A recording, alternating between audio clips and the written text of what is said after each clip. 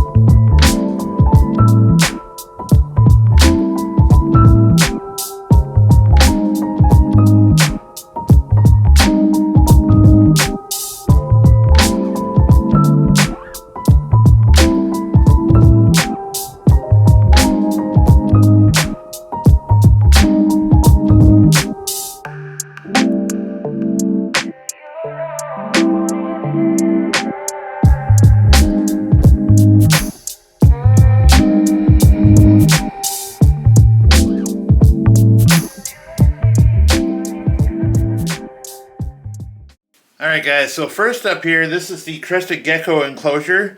I had him in my other room, which was my bedroom, that I'm revamping next.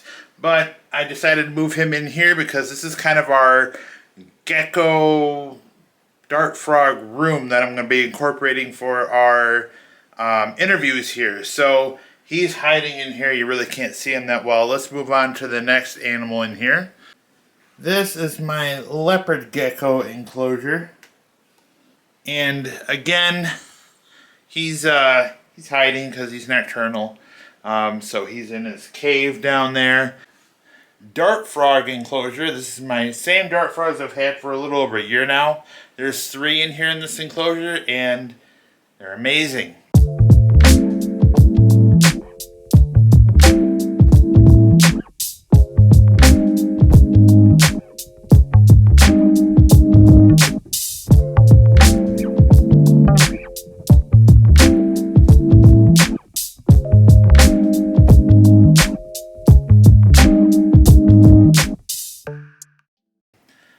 This is my editing station. This is where all the magic happens as far as video editing and what needs to get done.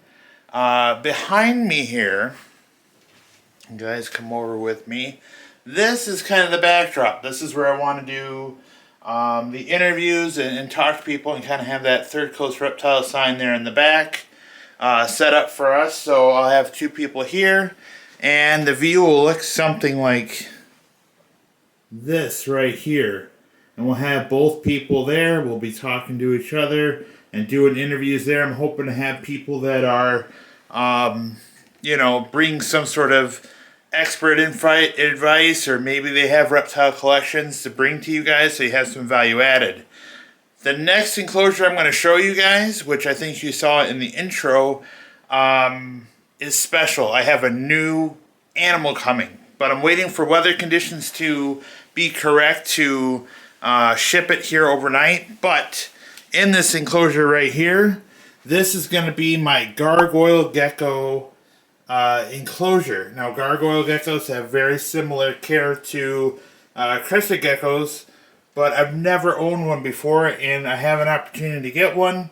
So I set up this enclosure here. This is a bioactive enclosure. You can tell it's got the drainage layer here, and then it's also got its substrate here. We got a lot of live plants already planted. The springtails and isopods are already in here for the cleanup culture, so I'm just waiting for the weather to be quite right. I'm also going to get better lighting in there. I just kind of have some mocked up excuse me, LEDs for this video. And then the other part that I like about this is this out here. I have front row seats to the Redfoot Lounge. Now this is where they're going to be hanging out in the summer. And ironically, if you guys look over this way at, excuse me here, that window, that is the reptile room. So I kind of can see through the window there and peek on the reptiles to see how they're doing.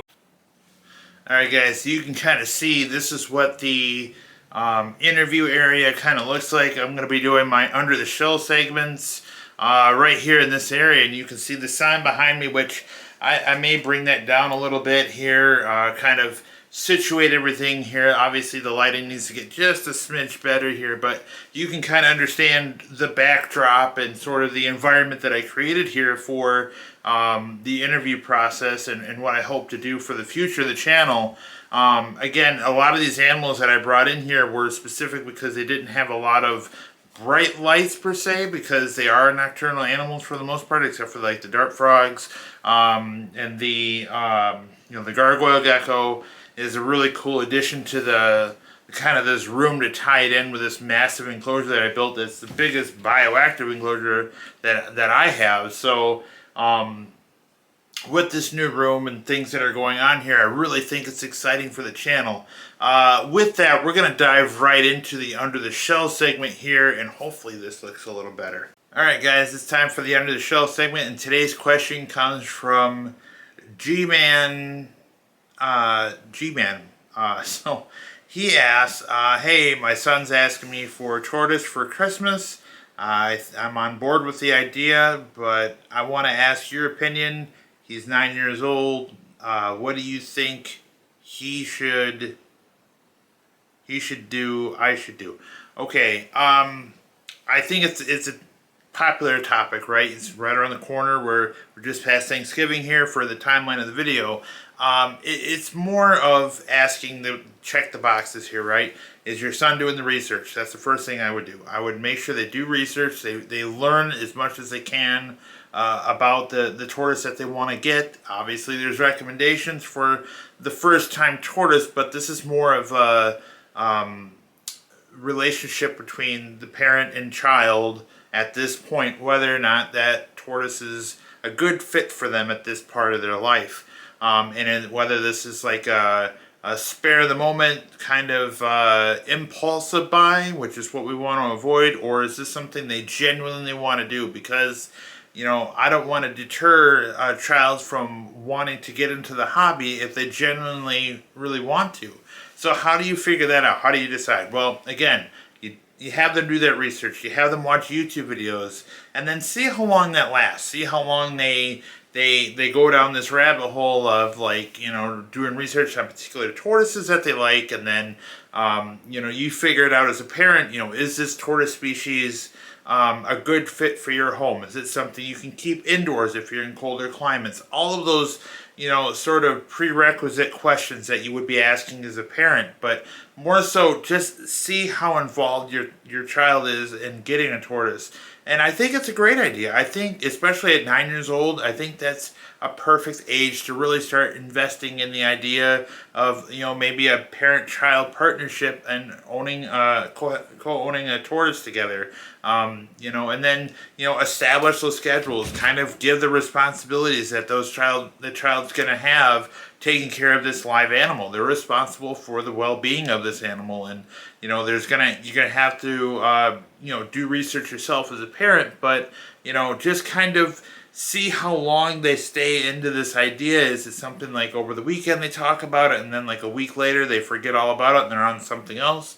Or is this something, you know, like 3 or 4 weeks into it, they're like, yeah, I really want to get one. Then, you know, go with them, go to the expos, go with him to zoos, talk to people, you know, watch YouTube and learn about these things and see which reptile fits their sort of desire, because this is a big responsibility. Tortoises live a long time, and once you commit, you're really committed to that tortoise. So, great question. with Christmas coming up, I hope it's something that you guys are responsible about in purchasing them as presents, and have that conversation with your child. If you want your question answered, you can do so in one of three ways. Number one, you can do it right here in the comment section of this video. Number two, you can go to the Third Coast Reptile community chat on YouTube and ask your question there, or simply go to the Third Coast Reptile Facebook page and ask your question there.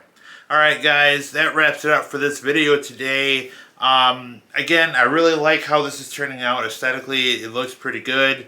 I want to get some better lighting in here, and I'm going to do a full build video on the gargoyle gecko enclosure that I showed you guys, and I'm going to do a little bit more with it. I'm not quite done with it yet, but the enclosure is pretty well built. Again, I'm just waiting on the weather. And there's more things coming down the pipeline here for 2025, and I'll catch you next time. Bye now, guys. See ya.